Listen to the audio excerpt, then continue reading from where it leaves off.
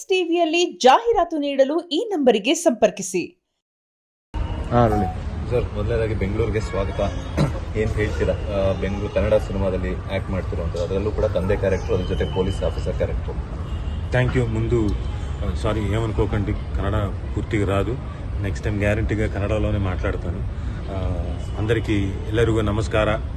So బెంగళూరుకి నన్ను love OTP అంటే కిక్ ఆఫ్ అంటే ప్రచారం కోసం మొదలుపెట్టినందుకు, ఇక్కడి నుంచి ప్రారంభించినందుకు, అప్పు గారి సమాధి పక్క నుంచి మేము స్టార్ట్ చేస్తున్నందుకు ముందు చాలా ఆనందంగా ఉంది.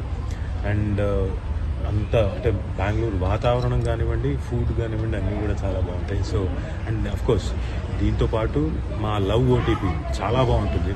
అనీష్ కష్టపడి డైరెక్షన్ ప్లస్ హీరోగా చేసిన సినిమా. అతని కష్టానికి డెఫినెట్గా ఫలితం ఖచ్చితంగా దక్కుతుందని గట్టి విశ్వాసంతో ఉన్నాను.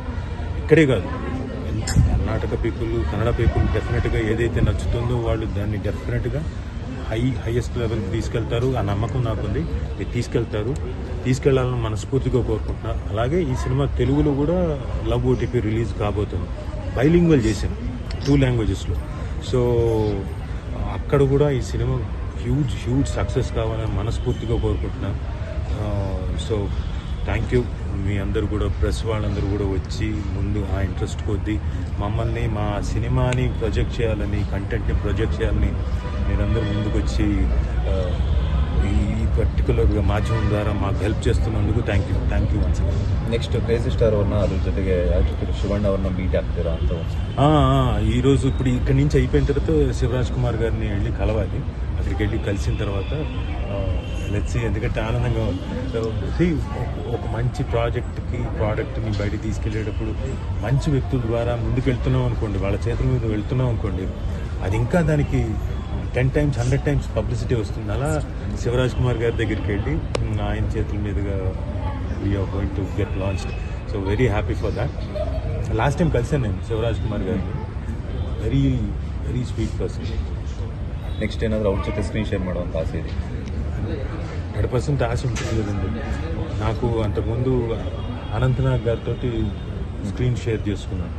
సో కోరిక తీరింది, కొంత ఆయనతోటి షేర్ చేసుకున్నాను. అలాగే ఇప్పుడు శివరాజ్ కుమార్ గారితో స్క్రీన్ షేర్ చేసుకోవాలన్న తాపత్రయం ఉంటుంది. ఉపేంద్ర గారితో చేశాను. ఇప్పుడు మొన్న లేటెస్ట్గా ఆంధ్రా కింగ్ అని ఒకటి చేశాను, ఆంధ్రా కింగ్ తరఫు. అంతకుముందు కన్యాదానం అని 1998లో చేశాను నేను ఉపేంద్ర గారితో. సో అది ఇంకా నాస్టాలజిక్గా ఉంటుంది కదా. సో బోత్ ఆయనతోటి మళ్ళీ 2 సినిమాలు చేశాను. సో అలాగే శివరాజ్ కుమార్ గారితో కూడా చేయాలని కోరుకుంటుంది కదా. డెఫినెట్గా తీరుతుంది. ఎందుకంటే మనం ఒకళ్ళు గట్టిగా ఏదైనా అనుకుంటే అవుతుంది కదా. ಸೊ ಕಾಂತಾರ ಕನ್ನಡದಲ್ಲೇ ನೋಡಿದಿರೋ ಅಂತ ಒಂದು ವಿಚಾರ ಗೊತ್ತಾಯಿತು. ಏನು ಹೇಳ್ತೀರಾ ಕಾಂತಾರ ಸಿನಿಮಾದ ಬಗ್ಗೆ, ರಿಷಬ್ ಶೆಟ್ಟಿ ಅವರ ಡೈರೆಕ್ಷನ್ ಅಂಡ್ యాక్టింగ్ ಬಗ್ಗೆ? సార్, మామూలుగా ఎవరైనా వాళ్ళకి తెలిసిన లాంగ్వేజ్లో చూస్తారు. ఎందుకంటే కొన్నిసార్లు కొన్ని అర్థం కావు కదా. నేను చూసింది, నేను మా ఫ్యామిలీ అంతా చూసింది కన్నడలోనే. థియేటర్లో కూర్చొని కాంతార వరల్డ్లోకి తీసుకెళ్ళిపోయాడు ఆయన. అండ్ డైరెక్షన్ అంత బాగుంది, ఆర్ట్ డైరెక్షన్ అంత బాగుంది, కాస్ట్యూమ్ డిజైనింగ్ చాలా బాగుంది, మ్యూజిక్ చాలా బాగుంది. ఒకటి కాదు, everything is very good for Kantara. And Rishab Shetty గారు మైండ్ బ్లోయింగ్ పర్ఫార్మెన్స్. ఖచ్చితంగా I feel as an actor, I feel and I pray that ఆయనకి నేషనల్ అవార్డు రావాలి, వచ్చి తీరుతుంది. And as a director also he should get national award. ఎందుకంటే అలాంటి ఒక అట్మాస్ఫియర్ని 3 సంవత్సరాలు కష్టపడి ఎన్ని kinds of what you say, ఈ 24 క్రాఫ్ట్స్ని ఒకే దీంట్లోకి తీసుకొచ్చి చాలా ఎఫెక్టివ్గా జనంలోకి తీసుకెళ్ళడం అనేది మాటలు కాదు. So he should get national award for direction also. And not only his performance, అందులో ఉన్న గుల్షన్ దేవయ్య చాలా బాగా చేశాడు ఆయన. అలాగే రుక్మిణి వసంత్ గారు బ్యూటిఫుల్, అంటే కనపడటానికి బ్యూటిఫుల్గా ఉన్నారు, పర్ఫార్మెన్స్ అంతకన్నా బ్యూటిఫుల్గా ఉంది. Composed and everything. లాస్ట్లోకి ఈవిడ దిస్ లేడీ అనేంత రేంజ్లో ఆవిడ పర్ఫామ్ చేసినారు. అలాగే సారీ, నాకు 2 కమిడియన్స్ పేరు తెలియదు, నేను ఒకసారి చెప్పాను. కమిడియన్స్ పేరు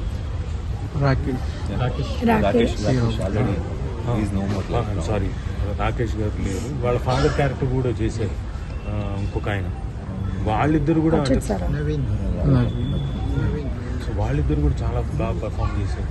అంటే నాకు లాంగ్వేజ్ రాకపోయినా నేను I started laughing because of the performance. తను అక్కడికి వచ్చి ఇలా నిల్చుంటే మొత్తం జైలు పక్కకి వెళ్ళిపోతే ఐ స్టార్టెడ్ లాఫింగ్. అంటే వాళ్ళ పర్ఫార్మెన్స్ అంత బాగుంది. So everyone did phenomenal job. Cinema is a huge hit. ఇక్కడికన్నా నాకు తెలిసి కర్ణాటక కన్నా ఏపీ అండ్ తెలంగాణలో పెద్ద హ్యూజ్ హిట్ అక్కడ.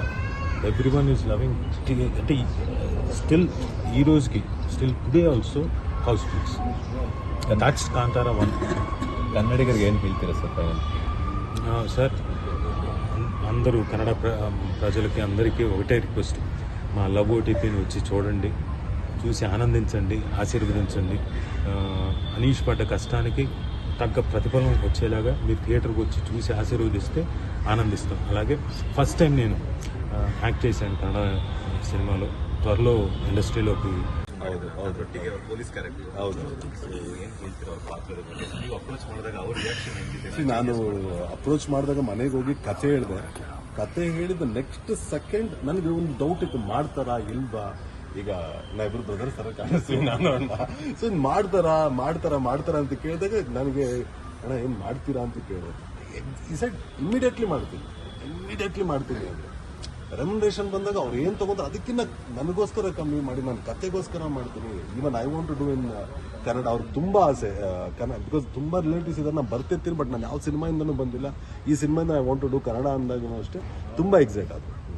ಸೊ ಅಲ್ಲಿಂದ ನಮ್ಮ ಜರ್ನಿ ಸ್ಟಾರ್ಟ್ ಆಯ್ತು. ಟ್ರಯಾಂಗಲ್ ಲವ್ ಸ್ಟೋರಿ ಇಬ್ರು ಹೀರೋಯಿನ್ ಸಿಕ್ಕಿದ್ರು. ಅಂದ್ರೆ ನಾನು ಟ್ರಯಾಂಗಲ್ ಅಂತಾನೂ ಹೇಳಕ್ಕಾಗಲ್ಲ, ಮರ ಸುತ್ತ ಲವ್ ಸ್ಟೋರಿ ಅಂತ ಹೇಳ. 100% ಇದು ಲವ್ ಸ್ಟೋರಿನೇ, ಬಟ್ ನೀವ್ಯಾರು ನೋಡ್ದಿರೋಂಥ ಲವ್ ಸ್ಟೋರಿ అదంతా ನಾನು గ్యారంటీ కొడుతుంది. కరెక్ట్. అనీష్ గారు ఎప్పుడు లవ్ చేసినా అలా ఎవ్వరికి ఏం అర్థం కాకుండా లవ్ చేస్తాను. నా పర్సనల్ నేను పర్సనల్ నేనేమనలేదు, పర్సనల్ గా ఏం చెప్పలేదు. అనీష్ గారు సినిమాలో ప్రేమిస్తే ఎవరికి ఏమి అర్థం కాకుండా ప్రేమిస్తారు. ಈ ತರ ಕ್ಯಾರೆಕ್ಟರ್ ತಂದೆಯವ್ರದ್ದು ಬಿಡಲ್ಲ. ಈಗ ಅವ್ರಿಗೆ ಬೇರೆ ಏನಾದ್ರು ಕೊಟ್ಟಿದ್ದೀರಾ? ಪ್ರಮೋದಿನಿ ಮ್ಯಾಮ್ ಸರ್ ಅಮ್ಮ ಪಾತ್ರದಲ್ಲಿ ಮಾಡಿದ್ದಾರೆ. ತುಂಬಾ ಚೆನ್ನಾಗಿ ಮಾಡಿದ್ರು. ಆರೋಹಿ ಅವ್ರು ಮಾಡಿದ ಜಾನ್ವಿಕಾ ನಾಟ್ಯ. ಇಲ್ಲಿ ಯಾರು ನನ್ನ ಸಿನಿಮಾಲಿ ಹೀರೋಯಿನ್ಸ್ ಏನೂ ಇಲ್ಲ. ನಾನೊಂದು ಪಾತ್ರ, ಇವರೊಂದು ಪಾತ್ರ, ನಾಟ್ಯ ಒಂದು ಪಾತ್ರ, ಪ್ರಮೋದಿನಿ. ಈ 6 ಜನ ಮತ್ತೆ ಚೇತನ್ ಅವರು, ಇಷ್ಟು ಜನ ಪಾತ್ರಗಳ ಮಧ್ಯೆ ನಡೆಯುವಂತ ಒಂದು ಕತೆ. ನಂದೇ ಡೈರೆಕ್ಷನ್ನು. ನಾನು ಆಗ್ಲೇ ಒಂದು ಇಂಟರ್ವ್ಯೂ ಹೇಳ್ತಿದ್ದೆ, ಫಸ್ಟ್ ಶಾರ್ಟ್ಗೆ ಹೊಡೆದ್ರೆ 1-2 breakings, leg short, introduction song, ಧಾಮ್ ಧೂಮ್ ಅಂತ ಮಾಡ್ಕೊಬೋದು. ಕತೆ ಕಂಟೆಂಟ್ ಏನು ಬೇಕೋ ಅದೇ ಅದನ್ನಿಟ್ಕೊಂಡೇ ಮಾಡಿದಂಥ ಸಿನಿಮಾ. ಎಲ್ಲೂ ನಾನು ಈವನ್ ಪ್ರಚಾರದಲ್ಲೂ ಅಷ್ಟೇ ನಾನು ಹೀರೋ ನನ್ನ ಸಿನಿಮಾ ಲವ್ OTP ಅನ್ನೋದು ನನ್ನ ಮಗು. ಇವ್ರ ಪಾತ್ರ ಮಾಡಿದಾಗ ಎಷ್ಟು ಎಂಜಾಯ್ ಮಾಡ್ತೀನಿ. ಇದೆಲ್ಲವೂ ನಾನು ಸೃಷ್ಟಿ ಮಾಡಿದಂಥ ಪಾತ್ರಗಳಾಗಿರೋದ್ರಿಂದ ಎಲ್ಲರೂ ನನಗೆಲ್ಲ ಪಾತ್ರಗಳು ತುಂಬ ಇಷ್ಟವಾಗಿ ಇದು ಮಾಡಿದ್ರು.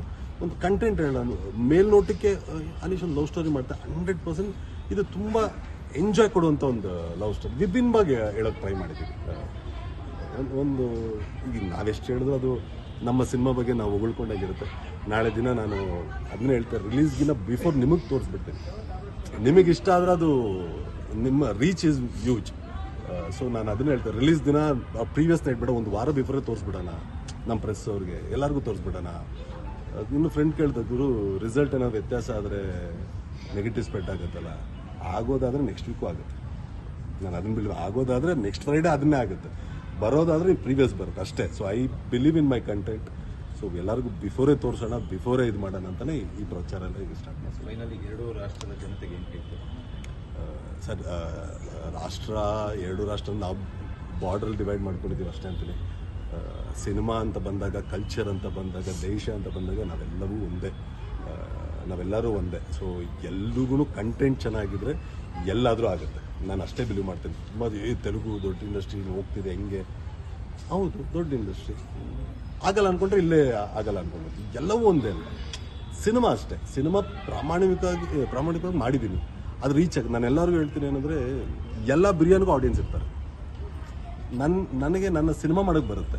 ಸೊ ನನ್ನ ಆಡಿಯನ್ಸ್ ಎಷ್ಟು ಜನ ಇದ್ದಾರೆ, ಎಷ್ಟು ಬಿಡುತ್ತಲ್ಲಿದ್ದಾರೆ ಅಂತ ಮಾತ್ರ ನಾನು ನೋಡ್ತೀನಿ. ಸೊ ನನಗೆ ಇವಾಗ ಅಲ್ಲಿ ಡಿಸ್ಟ್ರಿಬ್ಯೂಷನ್ ಶೋ ಆಯಿತು, ಅಲ್ಲಿ ದೇವರ್ ಲೈಕ್ ರಿಯಲಿ ತುಂಬ ಇಂಪ್ರೆಸ್ ಆದರು, ಅಲ್ಲಿ ನನಗೆ ಫಿಕ್ಸ್ ಆಯಿತು. ಸೊ ಇಲ್ಲಿ ಫಿಕ್ಸ್ ಮಾಡ್ತಿದ್ದೀನಿ. ಸೊ ಅಲ್ಲೂ ಆಡಿಯನ್ಸ್ ಅಲ್ವಾ, ಅವರು ನೋಡಿದ್ದಾರೆ, ಅವರು ಇಷ್ಟಪಟ್ಟಿದ್ದಾರೆ. ಐ ಥಿಂಕ್ 2 ಲ್ಯಾಂಗ್ವೇಜಲ್ಲೂ ದೊಡ್ಡ ಮಟ್ಟಕ್ಕೆ ಒಂದು ಹೆಸರು ಮಾಡ್ತೀವಿ. ನಮ್ಮ ಇಡೀ ತಂಡ, ನಾನು ಅಂತಲ್ಲ, ನಮ್ಮ ಇಡೀ ತಂಡ ಎಲ್ರಿಗೂ ಲೈಫ್ ಸಿಗುತ್ತೆ ಈ ಸಿನಿಮಾ ಅಂತ ಒಂದು. ತೆಲುಗು ಸಿನಿಮಾ ರಂಗದಲ್ಲಿ ಅದ್ರ ಜೊತೆಗೆ ಕನ್ನಡದಲ್ಲಿ ಸ್ಟ್ರೈಟ್ ಆಗಿ ಶೂಟ್ ಮಾಡಿರುವಂಥ ಸಿನಿಮಾ ಲವ್ ಎಷ್ಟು ಖುಷಿ ಕೊಟ್ಟಿದೆ. ಆ್ಯಂಡ್ ತೆಲುಗಿನ ದೊಡ್ಡ ಸ್ಟಾರನ್ನ ಮತ್ತೆ ಕನ್ನಡ ಕರ್ಕೊಂಡ್ಬಂದಿರುವಂಥದ್ದು ಎಷ್ಟು ಖುಷಿ ಕೊಟ್ಟಿದೆ. ಮೊದಲನೇದಾಗಿ ಇವತ್ತಿಂದ ಲವ್ OTP ಪ್ರಚಾರ ಪ್ರಮೋಷನ್ಸ್ ಅಗ್ರೆಸಿವ್ ಸ್ಟಾರ್ಟ್ ಮಾಡೋಣ ಅಂತಿದ್ದಾಗ ಅಣ್ಣನ ಕರ್ಕೊಂಡು ಅಪ್ಪಾಜಿ ಅವ್ರ ದರ್ಶನ, ಅಮ್ಮ ಅವ್ರ ದರ್ಶನ, ಅಪ್ಪು ಸರ್ ಅವ್ರ ದರ್ಶನ, ಅಬ್ಬು ಸರ್ ದರ್ಶನ, ಇಲ್ಲಿಂದ ಸ್ಟಾರ್ಟ್ ಮಾಡೋಣ ಅಂತ ಕರ್ಕೊಂಡ್ಬಂದ್ವಿ. ಆ್ಯಂಡ್ ನನಗೆ ಸಿನಿಮಾ ಅಲ್ಲಿ ಹೀರೋ ಮಾಡೋಕೆ ಎಷ್ಟು ಆಸಕ್ತಿ ಇದೆಯೋ ಡೈರೆಕ್ಷನ್ ಅದ್ರ ಡಬಲ್ ಕೊಡುತ್ತೆ ನನಗೆ ಎಂಜಾಯ್ಮೆಂಟ್. ಬಿಕಾಸ್ ನನಗೆ ನಮ್ಮೇರ್ಲೊಂದಿನಿಂದ ಅಲ್ಲಿ ನಾವು ಎಡಿಟಿಂಗ್ ಟೇಬಲ್ ಅಲ್ಲೇ ಅಲ್ಲಿ ಕೂತು ಆ ಟೆಕ್ನಿಕಲ್ ಅದೇ ಕಲ್ತ್ಬಿಟ್ರೆ ಇರೋಕ್ಕಾಗಲ್ವಲ್ಲ, ಸುಮ್ಮನೆ ಇರೋಕ್ಕಾಗಲ್ಲ. ಸೊ ಆ ಎಂಜಾಯ್ಮೆಂಟ್ ಅಂತ ಇರುತ್ತೆ. ನನಗೆ ಅನಿಸ್ತು ಏನಕ್ಕೆ ಈ ಸಿನಿಮಾ ನಾನು ತೆಲುಗು ತೊಗೊಂಡೋಗಿ ಅಂದರೆ ನನಗೂ ಇದಿಲ್ಲ. ನನಗೆ ಅರವಿಂದ್ ಸ್ವಾಮಿ ಒಳ್ಳೆ ರಿಪೋರ್ಟ್ ತುಂಬ ಚೆನ್ನಾಗಿತ್ತು, ಬಟ್ ಅದು ನಾನು ಮಾಡಿಲ್ಲ ತೆಲುಗುಲಿ. ಅದೇನೋ ಗೊತ್ತಿಲ್ಲ, ತುಂಬ ಸ್ಟ್ರಾಂಗ್ ಆಗಿ ಅನಿಸ್ತು. ನಾನು ಲವ್ OTP ಬರೆದಾದ್ಮೇಲೆ ಇದನ್ನ ಬೈಲಿಂಗ್ ಮೇಲೆ ಮಾಡೋಣ, 2 ಲ್ಯಾಂಗ್ವೇಜಲ್ಲೂ ತೊಗೊಂಡೋದ್ರೆ ತುಂಬ ಚೆನ್ನಾಗಿರುತ್ತೆ. ಸೊ ಹಂಗಂದಾಗ ಸೊ ಬೈಲಿಂಗ್ ಮೇಲೆ ಮಾಡೋಣ, 2 ಲ್ಯಾಂಗ್ವೇಜ್ ತೊಗೊಂಡೋದ್ರು ಚೆನ್ನಾಗಿರುತ್ತೆ ಅಂದಾಗ. ಸೊ ನನಗೆ ನಾನು ಕನ್ನಡ ಹೀರೋ ಡಬ್ ಮಾಡೋಕ್ಕೆ ನನಗೆ ಇಷ್ಟ ಇಲ್ಲ. ಲಾಲ್ ತಂಗಿಲಿ ಡಬ್ ಮಾಡೋದು ನನಗೆ 100% ಅದು ಆಗಲ್ಲ. ಸೊ ಈಗ ಅಲ್ಲಿ ನಾನು ಲಾಂಚ್ ಆಗಿದ್ದೀನಿ, ಅಲ್ಲೂ ಡಬ್ ಮಾಡೋಕ್ಕೆ ಇಷ್ಟ ಇರಲಿಲ್ಲ. ಸೊ ಸ್ಟ್ರೈಟ್ 2 ಟೇಕ್ ತೆಗಿಬೇಕು ಅಂತ ಇನ್ನೆಲ್ಲ ಕ್ಯಾಸ್ಟಿಂಗ್ ಆಯಿತು. ಫಾದರ್ ಕ್ಯಾರೆಕ್ಟರ್ ಅಲ್ಲಿ ತುಂಬ ಮೇಯ್ನ್ ಇತ್ತು. ನನಗೆ ರೆಗ್ಯುಲರ್ ಮಾಡೋರು ಬೇಕಾಗಿರಲಿಲ್ಲ, ತುಂಬ ಹೊಸತನ ಇರಬೇಕು ಅನ್ನೋದು. ಇದಕ್ಕೆ ಅಲ್ಲಿ ಫ್ರೆಂಡ್ಸ್ಗೆಲ್ಲ ಕಾಂಟ್ಯಾಕ್ಟ್ ಮಾಡಿ ಯಾರಿದ್ರೆ ಚೆನ್ನಾಗಿರುತ್ತೆ, ನಾನು ಡೈರೆಕ್ಷನ್ ಮಾಡ್ತಾ ಇದ್ದೀನಿ, ಓಕೆ ಇಲ್ಲಾಂದರೆ ನಮಗೆಲ್ಲ ಆರ್ಟಿಸ್ಟು ಪರಿಚಯ, ಏನೋ ಒಂದು ಕೋಆರ್ಡಿನೇಟ್ ಮಾಡ್ಕೊಬೋದು. ಇದೆಲ್ಲ ನಾನು ಹೊಸಬ ರಾಜವಣ್ಣನಿಗೆ. ಸೊ ಹೆಂಗೆ ಯಾರು ನನಗೆ ಆ ಟ್ಯಾಂಟ್ರಮ್ಸ್ ಯಾವುದು ಇರಬಾರ್ದು ಅನ್ನೋ ಥರ ಕೇಳಿದಾಗ ಎಲ್ಲರೂ ಒಂದಷ್ಟು ಜನ ನನ್ನ ಫ್ರೆಂಡ್ಸ್ ಇದ್ದು ರಾಜವಣ್ಣನ ಹಾಕೋ ತುಂಬ ಸಪೋರ್ಟಿವ್ ಇರ್ತಾರೆ. ರಾಜವಣ್ಣ ಹಾಕೋ ಅಂದಾಗ ನಿಜವಾಗ್ಲೂ ಆನ್ ದ ಫಸ್ಟ್ ಡೇಯಿಂದ ಇವತ್ತವರೆಗೂ ಆಲ್ಮೋಸ್ಟ್ ನಮ್ಮದು 1.5 year ಜರ್ನಿ. ಅವತ್ತೇನು ಎಕ್ಸೈಟ್ಮೆಂಟ್ ಇತ್ತು ಇವತ್ತು ಅದೇ ಎಕ್ಸೈಟ್ಮೆಂಟು. ಆ್ಯಕ್ಚುಲಿ ಅವರು ಶೂಟಿಂಗಲ್ಲಿ ತುಂಬ ಬ್ಯುಸಿ ಇದ್ದಾರೆ. ಅವರೇ ನಾನು ಬರ್ತೀನಿ ಕರ್ನಾಟಕಕ್ಕೆ, ನಾನು ಪ್ರಮೋಟ್ ಮಾಡಬೇಕು, ನನ್ನ ಸಿನಿಮಾ ಇದು ಅಂತೇಳಿ. ಬಿಕಾಸ್ ಫಸ್ಟ್ ಟೈಮ್ ಕನ್ನಡದಲ್ಲಿ ಮಾಡ್ತಾ ಇದ್ದಾರೆ. ಪ್ರತಿ ಡೈಲಾಗು ಕನ್ನಡದಲ್ಲಿ ಹೇಳಿದೆ. ಡಬ್ಬಿಂಗ್ ನಾನು ಬೇರೆ ಆರ್ಟಿಸ್ಟಲ್ಲಿ ಮಾಡಿಸಿದೆ, ಬಟ್ ಅನ್ನ ಸ್ಲ್ಯಾಂಗ್ ಇದಾಗ್ಬಿಡುತ್ತೆ ಅಂತ ನಾನು ಬೇರೆದು ಮಾಡಿದೆ. ಬಟ್ ಪ್ರತಿ ಡೈಲಾಗು ಅವರೇ ರಿಹರ್ಸಲ್ ಮಾಡಿಕೊಂಡು ಪ್ರೀವಿಯಸ್ ನೈಟ್ ಡೈಲಾಗ್ಸ್ ತೊಗೊಂಡು ಬಂದು ಫಸ್ಟ್ ಕರ್ನಾಟಕಕ್ಕೆ ಕೊಡ್ತಿದ್ರು. ಸೊ ನನಗೆ ಆ ಖುಷಿ ಇದೆ. ಅಂದರೆ ನಾನು ತೆಲುಗು ಆರ್ಟಿಸ್ಟ್ನ ಹಾಕ್ಕೊಂಡು ಮಾಡಿದ್ರು ನಮ್ಮ ಕನ್ನಡದಲ್ಲಿ ಅವ್ರು ಡೈಲಾಗ್ ಹೇಳಿದ್ದಾರೆ. ನಮ್ಮ ಕನ್ನಡ ಡೈಲಾಗ್ಸ್ ಅವ್ರ ಬಾಯಲ್ಲಿ ಕೇಳಿದ್ದು, ಅವ್ರು ಎಂಜಾಯ್ ಮಾಡ್ಕೊಂಡು ಹೇಳಿದ್ದು ತುಂಬ ಖುಷಿ ಇದೆ. ಆದಷ್ಟು ಬೇಗ ರಿಲೀಸ್ ಡೇಟ್ ಅನೌನ್ಸ್ ಮಾಡ್ತೀವಿ. ನನಗೂ 2 ಲ್ಯಾಂಗ್ವೇಜ್ ಇರೋದ್ರಿಂದ 2 ಡಿಸ್ಟ್ರಿಬ್ಯೂಟ್ರು 2 ಇದು. ಬಟ್ ನವಂಬರಲ್ಲಿ ಬರೋ ಎಲ್ಲ ತಯಾರಿಗಳು ನಡೆಸ್ಕೊತಾ ಇದ್ದೀವಿ. ಸೊ ಇವತ್ತಿಂದ ಪ್ರಮೋಷನ್ಸು ಶಾರ್ಟ್ ಸ್ಪ್ಯಾನೇ ಇದೆ. ನಾನು ಯಾವತ್ತೂ ಶಾರ್ಟ್ ಸ್ಪ್ಯಾನ್ನೇ ಬಿಲೀವ್ ಮಾಡ್ತೀನಿ. ಆ ತಿಂಗಳಿಂದ ಮಾಡ್ಕೊಂಬರೋದಕ್ಕಿಂತ ಇರೋ ಒಂದು 35-40 ಡೇಸ್ ಏನು ನನಗೆ ಡೇಟ್ ಸಿಗುತ್ತೆ, ಆ ವಿಂಡೋ ಸಿಗುತ್ತೆ, ಅಲ್ಲಿವರೆಗೂ ಅಬ್ಬರದ ಪ್ರಚಾರ ಮಾಡ್ತೀನಿ. ನಿಮ್ಮೆಲ್ಲರ ಸಪೋರ್ಟು ಸಹಕಾರ ಆ್ಯಸ್ ಆಲ್ವೇಸ್ ನನ್ನ ಸಿನಿಮಾ ಮೇಲೆ. ಅನೀಶ್ಗೆ ಅಂದರೆ ಒಂದು ಚಿಕ್ಕ ಸಿಂಪತಿ ಯಾವಾಗಲೂ ಇದ್ದೇ ಇತ್ತು. ಬಟ್ ಈ ಸರಿನೂ ಅದು ಇರುತ್ತೆ ಅಂತ ನಂಬಿಕೆ. ಇಲ್ಲಿಂದ ಅಂದರೆ ನಮ್ಮ ಒಡನಾಟ ಇನ್ನೂ ಜಾಸ್ತಿ ಇರುತ್ತೆ. ಅಪ್ಪು ಅವ್ರ ಸಮಾಜದಿಂದನೇ ಏನಕ್ಕೆ ಶುರು ಮಾಡಬೇಕು ಅಂತ ಅನಿಸ್ತದೆ? ಎಲ್ಲರಿಗೂ ಗೊತ್ತಿರೋದೆ, ಇದು ಇಡೀ ಕರ್ನಾಟಕ ಜನತೆಗೂ ಗೊತ್ತಿರೋದೆ. ಅನೀಶು ಒಂದು ವರ್ಗಕ್ಕೆ ಪರಿಚಯ ಆದರೆ ಇನ್ನೊಂದು ಮೇಜರ್ ವರ್ಗಕ್ಕೆ ಅಪ್ಪು ಸರ್ ಆಡಿರೋದ್ರಿಂದನೇ ಪರಿಚಯ. ಅಪ್ಪು ಇವತ್ತು ನಾನು ಎಲ್ಲೋದ್ರೂ ಅಷ್ಟೇ, ನನ್ನ ಸಾಂಗ್ಸು ನನಗೆ ಒಂದು 10 ಸಾಂಗ್ ಇಟ್ಟಿದ್ರೆ ಅದ್ರಲ್ಲಿ ಟಾಪ್ 3 ಅಪ್ಪು ಸರ್ದೇ ಇದೆ. ಅದರಲ್ಲಿ ನನ್ನ ಆಡಿಯೋಲ್ಲಿ ನಾನು ಬಿಟ್ಟಿರೋದ್ರಿಂದ, ನಾನು ರಿಲೀಸ್ ಇರೋದ್ರಿಂದ ನಾನು ನಿಜವಾಗ್ಲೂ ಪ್ರತಿ ಸಾರಿ ಇನ್ಕಮ್ ಬರ್ತಾನೆ ಇರುತ್ತೆ. ಪ್ರತಿ ತಿಂಗಳು ಬರುತ್ತೆ. ಅದು ಅಪ್ಪು ಸರ್ ನನ್ನ ಲೈಫ್ ಟೈಮ್ ಕೊಟ್ಟೋದಂಥ ಗಿಫ್ಟ್. ನಾನು ಆಡಿಸಿರೋದಷ್ಟೇ, ನಾನು ನಿಜವಾಗ್ಲೂ ಎವ್ರಿ ಮಂತ್ ಅದರಿಂದ ಇನ್ಕಮ್ ಬರ್ತಿರುತ್ತೆ, ಎವ್ರಿ ಇಯರ್ ಅದು ಆ್ಯನ್ಯಲ್ ಬರ್ತಿರುತ್ತೆ. ಸೊ ಅಪ್ಪು ಸರ್ ಋಣ ಯಾವಾಗಲೂ ನಾನು ಇದ್ದೇ ಇರುತ್ತೆ. ಸೊ ನಾನು ಅರವಿಂದ್ ಸ್ವಾಮಿ ಸ್ಟಾರ್ಟ್ ಮಾಡಿದಾಗೂ ಅಶ್ವಿನ್ ಮ್ಯಾಮ್ ಕರೆದ್ಬಿಟ್ಟು ಪೋಸ್ಟ್ ಇದು ಮಾಡಿದ್ವಿ. ಸೊ ಇವತ್ತೂ ಈ ಪ್ರಚಾರ ಸ್ಟಾರ್ಟ್ ಮಾಡಿದ್ರೆ ಅಪ್ಪು ಸರ್ ಆಶೀರ್ವಾದ ಬೇಕೇ ಬೇಕು. ಈಗ ಯಾವುದೇ ಸಿನಿಮಾ ಅನೌನ್ಸ್ ಆದ ಕೂಡಲೇ ಅಪ್ಪು ಸರಿಂದನೂ ಮೆಸೇಜ್ ಇರ್ತಿತ್ತು, ಇದರಲ್ಲಿ ಯಾವ್ದು ಆಡ್ತಿದ್ದೀನಿ ನಾನು ಅನ್ನೋ ನಮ್ಗೆ ಆ ಬಾಂಡ್ ಇತ್ತು. ಸೊ ನಾನು ಅನೌನ್ಸ್ ಮಾಡಿದಾಗ ಫಸ್ಟ್ ಕಮೆಂಟ್ ಬೀಳೋದಾದ್ರೆ we miss Appu sir voice ಅಂತ. Of course we all miss Appu sir. So Appu sir ಆಶೀರ್ವಾದ ಪಡ್ಕೊಂಡು ಸ್ಟಾರ್ಟ್ ಮಾಡೋಣ ಅಂತ. ಆ್ಯಂಡ್ ಅಣ್ಣನೂ ಕರ್ಕೊಂಡ್ಬಂದು ಇಲ್ಲಿ ಮಾಡ್ಸೋಣ ಅಂತ. SS TV ಸಿನಿಮಾ ಜಗತ್ತಿನ ಕ್ಷಣ ಕ್ಷಣದ ಸುದ್ದಿಯೊಂದಿಗೆ.